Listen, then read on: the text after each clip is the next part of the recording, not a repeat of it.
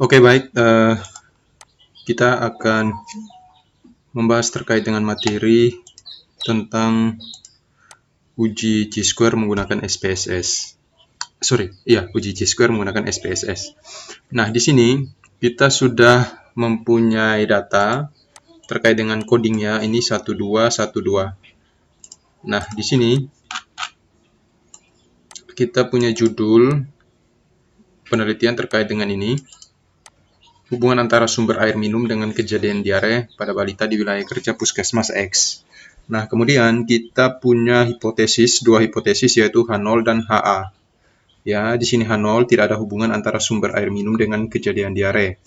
Kemudian HA-nya ada hubungan antara sumber air minum dengan kejadian diare. Nah, untuk dasar pengambilan keputusannya itu kita pakai yang menggunakan nilai signifikansi. Jika nilai signifikansi itu kurang dari 0,05, maka H0 ditolak dan HA diterima. Artinya ini yang diterima ya. Kemudian jika nilai signifikansinya lebih dari 0,05, maka H0 yang diterima. Berarti ini tidak ada hubungan. Nah, kita lihat di sini untuk kategori variabel, untuk variabel X atau sumber air minum, untuk kode 1 itu kita beri nama terlindung, kemudian kode 2 tidak terlindung. Sementara untuk kejadian diare, kode 1 diare, kode 2 tidak diare. Nah, setelah kita mengetahui ini, kemudian kita masuk ke SPSS. Nah, data ini ya, tentunya data ini bersumber dari kuesioner. Selanjutnya kita masuk di variable view, kemudian di sini di label itu kita kasih nama sumber air minum, kemudian kejadian diare. Nah, untuk di values, untuk yang sumber air minum kita klik. Kita lihat untuk sumber air minum kode 1 itu terlindung. Berarti di sini kan kita tulis 1, tulis terlindung. Kita add, kemudian 2 tidak terlindung. Add, kemudian oke. Lalu values di kejadian diare. 1 itu kode 1 itu untuk diare. 2 itu tidak diare. Klik add lalu klik OK. Nah, di sini kita lihat, di sini sudah berubah menjadi data kategorik ya. Data kategorik berskala data nominal. Oke, karena kan Chi-square itu data skala datanya harus nominal ya.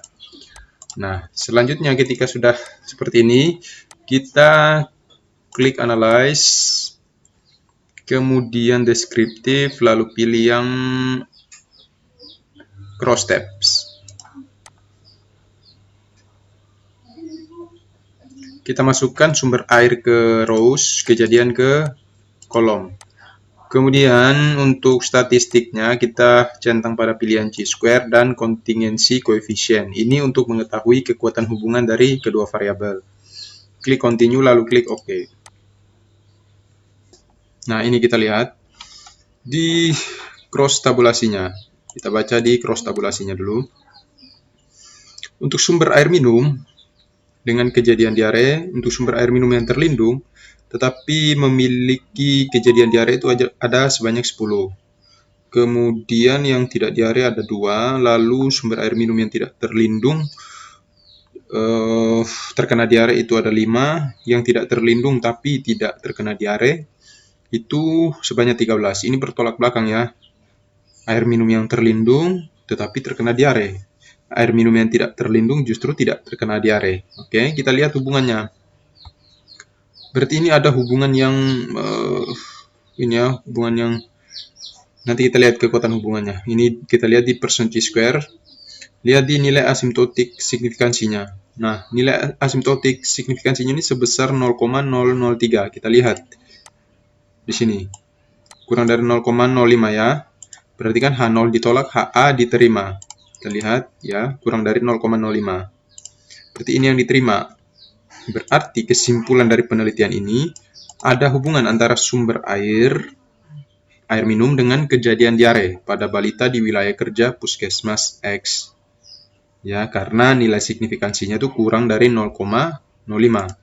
Nah, selanjutnya kita ini kan sudah mengetahui nilai korelasinya. Kemudian kekuatan hubungannya kita tahu dari mana? Kita lihat di sini. Contingency coefficient di symmetric measure. Kita lihat 0,478. 0,478 ini kita coba ke sini internet. Nah, kita lihat di sini teman-teman. Kita lihat ini 0,478 itu masuk di rentangan yang mana atau range yang mana. Berarti kan masuk di sini. 478 berarti tingkat hubungan atau kekuatan hubungannya itu termasuk kategori sedang. Ya. Berarti sumber air minum berhubungan secara signifikan namun kekuatannya itu sedang. Ya, kekuatan hubungan dari kedua variabel ini yaitu kategori sedang karena nilainya ini 0,478 itu ada di kategori ini ya, di range ini, interval ini ya. Sehingga masuk pada kategori atau kriteria sedang. Oke. Oke, saya kira itu materi kali ini. Kalau ada yang mau ditanyakan nanti bisa berikan komentar di kolom komentar. Saya kira itu sekian dan terima kasih.